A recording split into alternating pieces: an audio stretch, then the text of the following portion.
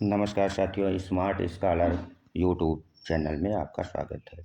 आज हम लोग भारत के संविधान के 22 भागों में से भाग 1 को जानेंगे और इससे जो संबंधित अनुच्छेद 1 से 4 हैं में क्या लिखा गया है उसको भी समझेंगे। तो सीधे हम लोग टॉपिक पर चलते हैं और ये जानेंगे कि संविधान का जो भाग 1 है इसमें किस बात का वर्णन किया गया है। तो संविधान के भाग 1 में संघ एवं उसका राज्य क्षेत्र जो है उसका वर्णन है और जो अनुच्छेद 1 है उसमें लिखा गया है कि भारत राज्यों का एक संघ होगा और India that is Bharat shall be union of state शब्द का प्रयोग हुआ है अनुच्छेद 1 में। भारतीय संविधान निर्माताओं ने यूनियन ऑफ स्टेट शब्द का प्रयोग क्यों किया, फेडरलिज्म शब्द का प्रयोग क्यों नहीं करते, जबकि फेडरलिज्म शब्द का अर्थ संघवाद होता है, अर्थात वह भी राज्यों का एक संघ है। किंतु फेडरलिज्म शब्द जो अंग्रेजी भाषा का शब्द है वह लैटिन शब्द फोइडस से बना है और जिसका अर्थ होता है संधि या समझौता। किंतु जो भारत का संघवाद है वह किसी संधि या समझौते का परिणाम नहीं है, अर्थात भारत जो राज्यों का संघ है वो समझौते का परिणाम नहीं है। भारत का कोई भी राज्य भारत से अलग नहीं हो सकता, जबकि फेडरलिज्म जो शब्द का यदि प्रयोग करते तो संधि या समझौते का परिणाम होता और संधि या समझौते के उल्लंघन की स्थिति में जो राज्य हैं वो भारत से अलग हो सकते थे। इसलिए संविधान के अनुच्छेद 1 में यूनियन ऑफ स्टेट शब्द का प्रयोग किया गया है। अब भारत जो राज्यों का एक संघ है उसमें 3 प्रकार के राज्यों का उल्लेख है। राज्यों का राज्य क्षेत्र जो वर्तमान में 28 हैं, संघ राज्यों का क्षेत्र जो केंद्र शासित प्रदेश हैं उनका, और जो भविष्य में अर्जित किए जाएंगे राज्य उनके राज्य क्षेत्र को मिलाकर यूनियन ऑफ स्टेट बना है। और भारत में जो भारत का जो राज्य है वो संघात्मक राज्य है। इस प्रकार का राज्य है, संघात्मक राज्य है। संघात्मक राज्य की क्या विशेषता होती है, मुझे लगता है कि आपको यहाँ जानना चाहिए। तो संघात्मक राज्य जो होते हैं उसके 3 आधार होते हैं।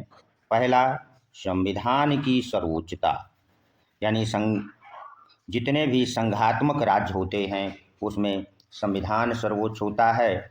दूसरी उसकी विशेषता होती है संघ एवं राज्यों के मध्य शक्तियों का विभाजन, जैसा कि हमारे भारत में संघ अर्थात केंद्र और राज्यों के मध्य शक्तियों का विभाजन है।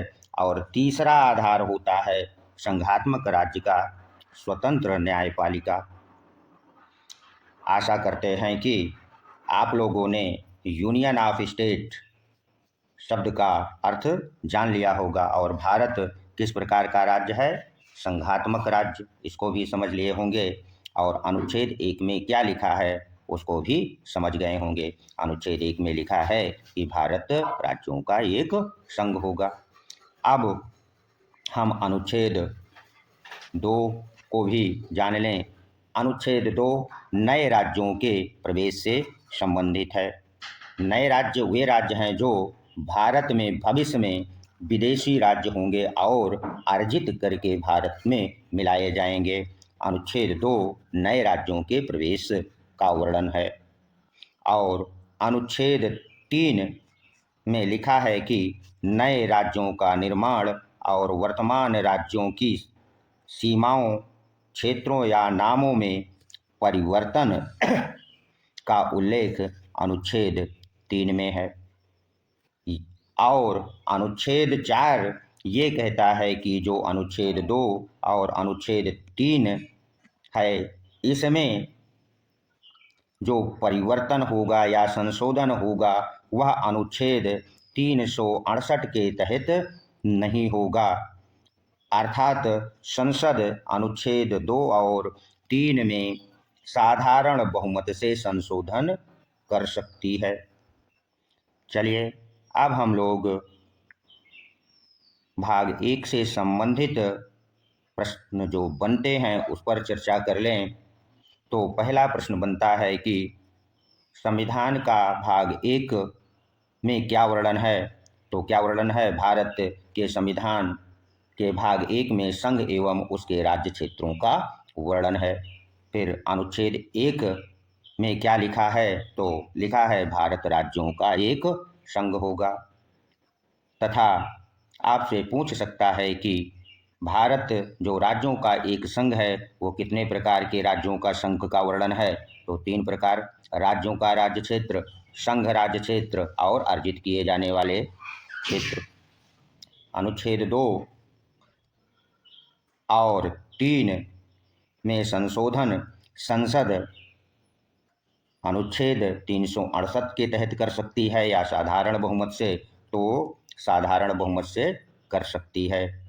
यदि यह वीडियो आपको अच्छा लगा है तो इसे सब्सक्राइब अवश्य कर दें ताकि हमारा मनोबल भी बढ़ता रहे और आपके समक्ष हम नियमित रूप से इसी प्रकार वीडियो लाते रहें।